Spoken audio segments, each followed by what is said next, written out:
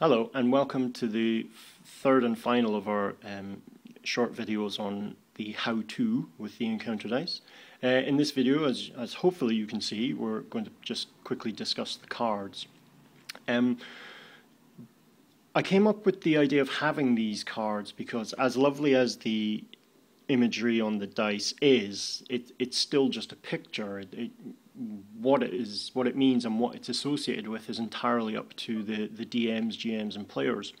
So I thought, why not add in an extra level of customization for players and GMs so that they can define what each image means to them and to their campaign.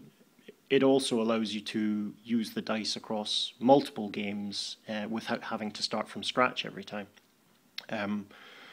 So just to have a look at the cards, each one has the image from one of the faces of each dice on, and a kind of blank space for you to add in text or notes or stats or whatever you want. Now, because I'm keen for these dice to be used across multiple games, what I've done, just for this example, and hopefully this will focus in quite quickly, is just got a standard size card protector, and I have pre-filled out all of the protectors in permanent marker for the show and tell. But you can see that there now we have character stats on the races. We've gone with D20 here, but it perhaps would be easier, because these are NPCs, to put in their each stats modifier to allow for a kind of faster in-game use. So that's the race dice. Then for the class dice, and my horrible scrawl, we've put in things like where you can roll up the hit points for each kind of class, what kind of additional skills or modifiers go in with each character or each NPC that you generate. We then look at the alignment. Now I've just thrown in the kind of standard alignments, but you could also put in kind of social modifiers. You could even put in kind of brackets somewhere the intent that we kind of covered in the last video. So there's lots of little options for you there.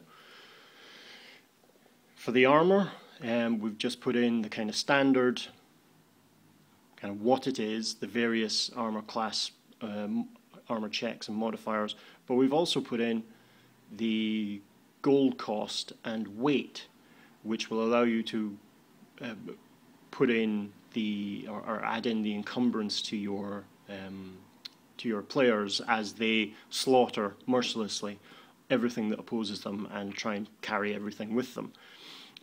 By putting in the cost of things as well, you can actually use this dice to define the contents of an armory or a treasure chest or similar. All that was true for the armor is equally true for the weaponry. So here what I've tried to show is that with the addition of a D6 or 2D6, you can actually add a further layer of customization to the dice itself. So here we have, for instance, just the one-handed blunt. You roll a D6, you can get a club, a mace, or a hammer. Now you can predefine what these are and put in various modifiers and stats for each weapon. Yeah. And then finally we have the loot dice, the treasure dice. So here again in my horrific scroll, I've just put in a further layer. So once you roll that dice, you roll a D6, and it kind of gives you the guide to what's going to be found within that NPC's possessions. That's it. Thanks for watching. I hope you can see that with the simple addition of these cards and perhaps even some card protectors or multiple versions of these cards, you can use these for any of the various games. It doesn't have to be D20, it can be D6, it can be basic RPG, it could be advanced fighting fantasy, that kind of thing. So hopefully we'll get these to become a ubiquitous accessory. Thank you very much for watching.